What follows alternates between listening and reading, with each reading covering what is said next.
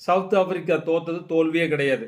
ஏன்னா இது வந்து ஐசிஐசியும் பிசிசிஐயும் சேர்ந்து சவுத் ஆப்பிரிக்காவை தோக்கடிச்சிட்டாங்க, இந்தியாவுக்கு ஹெல்ப் பண்ணிருச்சு. இது மேட்ச் பிக்சிங் பண்ணிட்டாங்க, பணம் கொடுத்துட்டாங்க. கடைசியில் வந்து டேவிட் மில்லர் அவுட் ஆனது அவுட் கிடையாது.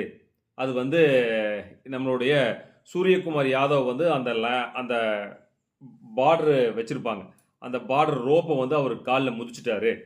இது வந்து வெற்றியே கிடையாது அப்படின்னு மிகப்பெரிய ஒரு ஃபேக் நியூஸ் வந்து இப்போ சமூக வலைத்தளங்களில் நம்ம பார்க்க முடியுது. அந்த விஷயங்கள் உண்மையா இல்லையா, அதோட தரவுகள் என்ன அப்படிங்கிறத பற்றி தான் நாம் இந்த பதிவில் பார்க்க போகிறோம். வணக்கம் நண்பர்களே. உண்மையாலுமே 17 வருஷத்துக்கு அப்புறம் இந்தியா வென்றிருக்கிற கோப்பை அப்படிங்கிறது மிக மிக சந்தோஷமான விஷயம். சந்தோஷம் இருந்தாலே கண்டிப்பாக விமர்சனங்கள் இருக்கத்தான் செய்யாது, அதை வந்து யாராலையும் தவிர்க்க முடியாது. ஆனால் உண்மையாலுமே ரொம்ப அருமையான விஷயம். ஆனால் இன்னொரு சோகமான விஷயம் என்ன அப்படின்னா, ஆக்சுவலி விராட் கோலி அவர்கள் ஓய்வு பெறார் அப்படின்னு அறிவிச்சார் 2020லேருந்து. அதுக்கப்புறம் வந்து பார்த்தீங்கன்னா ரோஹித் சர்மா, அதுக்கப்புறம் ரவீந்திர சடேஜா. இது எல்லாமே ரொம்ப சங்கட்டமான விஷயம்தான். பட் இவங்க வந்து நீ 1 டே 5 டேல வந்து எங்களுடைய கவனத்தை செலுத்துறேன்னு சொல்லிக்கிறாங்க.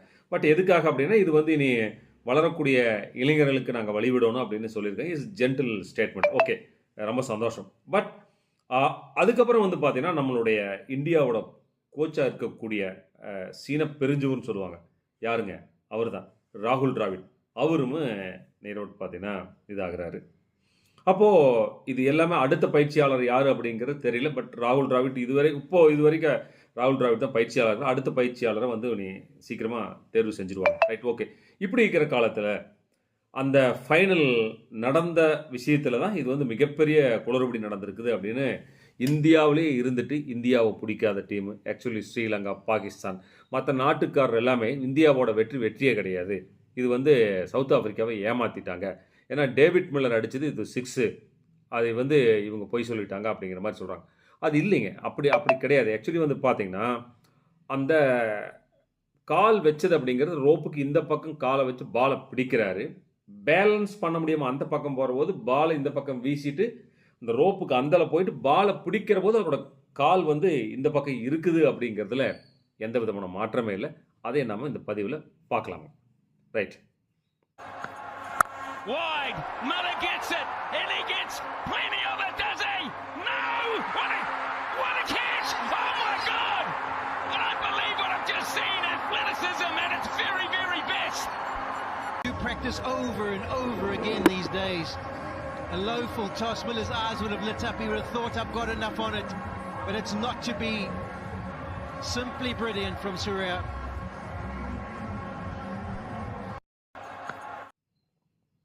அதுக்கப்புறம் மிக முக்கியமான விஷயம், இந்த மேட்சில் ஜெயிச்சதுக்காக வந்து 125 கோடிங்க, 1 காசு 2 காசு 125 கோடி இந்திய டீமுக்கு பிசிசி கொடுத்துருக்குது அப்படிங்கிறது மிகப்பெரிய விஷயங்க.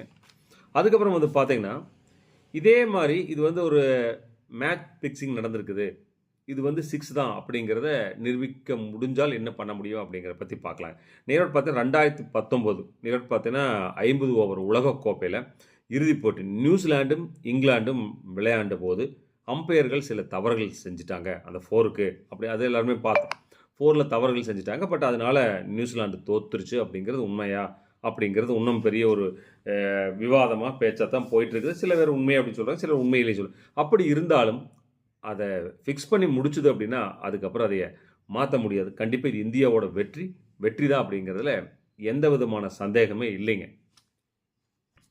அப்போ என்ன விஷயம் அப்படின்னா, கடைசி ஓவருங்க, நேரோடு பார்த்தீங்கன்னா 16 ரன்கள் தேவை 6 பாலுக்கு அப்படிங்கிற ஒரு இக்கட்டான சூழ்நிலையில் சவுத் ஆப்பிரிக்கா வந்து ஃபஸ்ட்லேருந்தே வந்து பார்த்தீங்கன்னா பேட்டிங்கில் சொதப்பிட்டாங்க. உண்மையாலுமே வந்து பார்த்தீங்கன்னா ஹர்திக் பாண்டியா வந்து உண்மையாலுமே அந்த கிளாஸனை அவுட் பண்ணுது அப்படிங்கிறது மிகப்பெரிய ஹிட்டர். அவர் மிகப்பெரிய அதிரடி ஆட்டுக்கார். கிளாஸன் அவுட் ஆன போதே சவுத் ஆப்பிரிக்கா வந்து கொஞ்சம் இந்த 2 ஓவர் வந்து இந்தியா ஜெயிக்கிற மாதிரியும் 2 ஓவர் வந்து சவுத் ஆப்பிரிக்கா ஜெயிக்கிற மாதிரி தான் இருந்துச்சுங்க. அப்போ கொஞ்சம் கொஞ்சமாக டைம் ஆக கடைசி 4 ஓவர்கள் அப்படிங்கிறது வந்து உண்மையாலுமே வந்து சவுத் ஆப்பிரிக்கா வந்து ரொம்ப லூஸ் விட்டாங்க. ஏன்னா 17வது ஓவரில் வெறும் 4 ரன் தான் எடுத்திருந்தாங்க. 18வது ஓவரில் 2 ரன்னு, 19வது ஓவரில் 4 ரன்னு, கடைசி 20வது ஓவரில் 9 ரன் தான் அடித்தாங்க. உண்மையாலுமே டேவிட் மில்லர் வந்து நல்ல ஃபார்மில் தான் இருந்தார், அதெல்லாம் இல்லைன்னுலாம் சொல்ல முடியாது. டேவிட் மில்லர் வந்து ஒரு ஆக்சுவலி சவுத் ஆஃப்ரிக்காவோட டோனின்னு சொல்லுவாங்க. ஏன்னா அவரும் டோனி மாதிரி நின்றுட்டாரு அப்படின்னா 100% சவுத் ஆஃப்ரிக்காவை ஜெயிக்க வச்சிருவார் அப்படிங்கிற ஒரு மிகப்பெரிய ஒரு பொசிஷனில் இருந்தது தான் டேவிட் மில்லர். பேட்டிங் எல்லாம் செதற விட்டுருவார் அட்டி.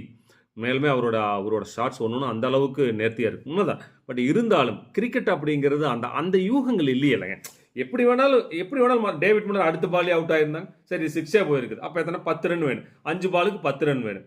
அடுத்த பால் டேவிட் மில்லர் அவுட் ஆயிருந்தா அப்படி சொல்ல முடியாது. ஆனால் இது வந்து நிரவட் பார்த்தீங்கன்னா இந்திய அணி எதிர்ப்பாளர்கள், இந்திய டீமை பிடிக்காதவங்க ஆக்சுவலி வந்து சோசியல் மீடியாவில் வந்து பார்த்தீங்கன்னா ரொம்ப இது வந்து இந்தியா வந்து சவுத் ஆஃப்ரிக்காவை ஏமாத்திருச்சு, சவுத் ஆஃப்ரிக்காவுக்கு எங்களை இதெல்லாம் வந்து ரொம்ப ரொம்ப தப்பான வதந்திகள். ஆனால் இது உண்மையிலுமே அது வந்து சரிதான் அப்படிங்கிறது எல்லாருமே இப்போ தெரிவிச்சிட்டாங்க.